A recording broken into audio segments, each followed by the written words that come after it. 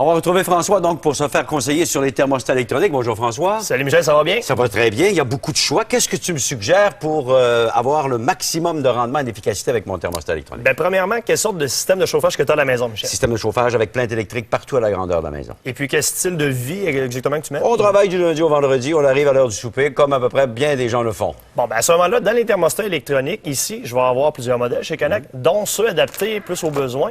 Je vais avoir un thermostat non programmable, c'est-à-dire qu'il va accepter jusqu'à 3000 watts.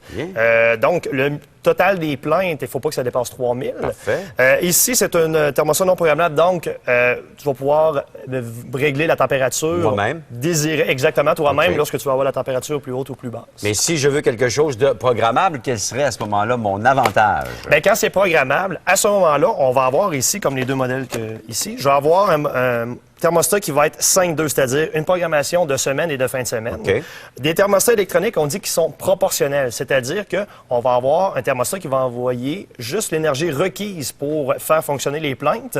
Donc, à ce moment-là, on a une température qui est plus constante et aussi une ambiance plus confortable. Pas mal l'idéal, ça, finalement, pour quelqu'un qui a besoin de ne rien toucher puis qui a toujours besoin des mêmes températures dans la maison. On programme pendant la semaine, ça s'effectue. Puis j'ai un modèle ici, la même chose que ça, mais plus petit, plus étroit pour les endroits plus profilés, exemple celle de bain ou encore pour les chambres à coucher. Bien, alors celui-là pour les aires ouvertes, le salon, cuisine et tout ça, c'est parfait. Je te le recommande. Tu me suggères quelques outils dont j'aurais besoin? Ici, je vais avoir ici un Exacto et ici un grattoir levier pour faire décoller l'ancien boîtier du mur. Une pince d'électricien, toujours bien pratique pour faire les branchements. Bien sûr, et le bon vieux tournevis pour fixer le boîtier. Et voilà. Bien, merci François, je m'en vais installer ça. Bien, merci Michel. Alors, on est prêt à faire l'installation de notre thermostat électronique et c'est pas tout le monde qui a le bonheur et le plaisir d'avoir un électricien pour faire le travail. Salut Sébastien, ça va bien? Bonjour Michel, OK. Ça va bien vous? Oui, ça va très bien. On va y aller avec, d'abord, on va enlever le vieux thermostat qu'on va changer.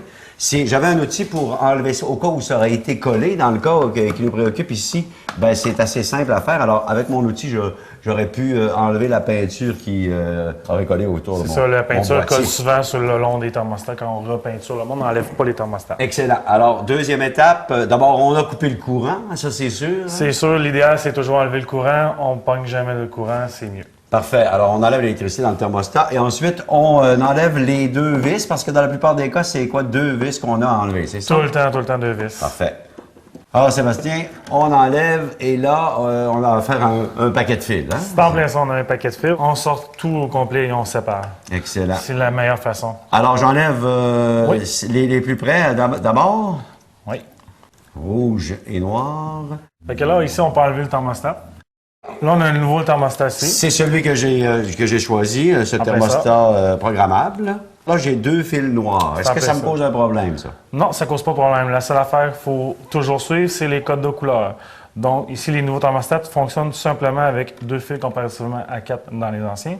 Donc, ce qu'on va faire, c'est qu'on va prendre les rouges ensemble et on va les jointer ensemble. OK, parfait. Et la même chose avec les noirs? Non, les noirs, c'est ça. Vu qu'ils sont déjà séparés comme ça, on les garde séparés. Deux fils, un sur un fil et l'autre sur l'autre fil aussi. Ça n'a pas d'importance lequel des fils noirs je mets sur lequel des fils noirs? Non, aucune importance pour vous qu'il y en ait un sur chaque. Excellent. Alors, toujours, tu m'as dit de bien sentir quand on arrive au fond. C'est ça. Je pense que c'est très bien fait. Toujours de s'assurer, Michel, que le fil est toujours bien rentré dans le connecteur et qu'il s'est bien coincé dedans. Parfait. En tirant dessus comme ça par l'arrière, il ne vient pas, donc c'est très bien fait. C'est la même chose de mon côté. Parfait. On peut rentrer les fils dans la boîte. Ça, c'est toujours en les envoyant comme ça vers le connecteur vers le bas que tu me suggérais, n'est-ce pas? Oui. Bien, alors, j'ai bien installé les connecteurs au fond de la boîte. Et je m'en viens ici. Il semble que j'aurai quand même mon espace. Hein? C'est ça. Bien. On ne sent pas de fil coincé derrière le thermostat. Parfait. Je vais m'aligner vis-à-vis les espaces pour visser ensuite. On a 4 trous. On peut choisir n'importe lequel. C'est en fonction des cadrages de porte. Des fois, si on est trop proche des cadrages, on peut prendre le trou qu'on veut. Bon, c'est bien installé, Sébastien. J'ai l'impression qu'il nous reste juste à remettre le courant là-dessus. Oui, c'est beau, Michel. Il va rester aussi à le programmer pour ton confort à toi. Ben, je te remercie beaucoup. Ça fait plaisir. Salut. Ce conseil rénovation vous a été offert par Canac. Réalisez vos travaux avec Canac. C'est pas compliqué.